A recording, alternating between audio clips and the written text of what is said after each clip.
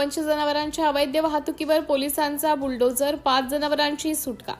वडोदा पोलिसांनी अवैधरित्या गोवंश जनावरांची वाहतूक करण्याविरोधात मोठी कारवाई करत 5 जनावरांची सुटका केली असून सुमारे 4,50,000 रुपयांचा मुद्देमाल जप्त केला आहे। पोलिसांकडून मिळालेल्या माहितीनुसार 9 मे रोजी वडोदा पोलिसांना गुप्त बातमीदारामार्फत खात्रीशीर माहिती मिळाली होती की आरोपी गोवंश जनावरांची कत्तलीसाठी अवैध वाहतूक करत आहे। या माहितीच्या आधारे परसोडी शिवारात परिसरात पोलिसांनी नाकाबंदी केली।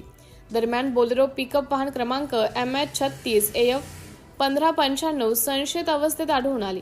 वाहनाची पंचसक्षम तपासणी केली असता त्यामध्ये 1 गाय व 4 गोरे असे एकूण 5 गोवंश जनावरे अत्यंत अमानुष पद्धतीने कोंबून वाहतूक केली जात असल्याचं उघड झाले।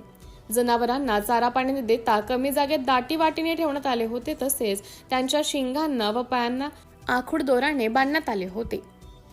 या प्रकरणी पोलिसांनी चालक अफसर अहमद खान वय 48 वर्ष राहणार मोठा ताजबाग नागपूर, शेख इमान कुरेशी वय 45 वर्ष राहणार मोठा ताजबाग नागपूर आणि बाबूराव अशोक ठाकरे वय 65 वर्ष राहणार आडका तालुका कामठी जिल्हा नागपूर यांना ताब्यात घेतले।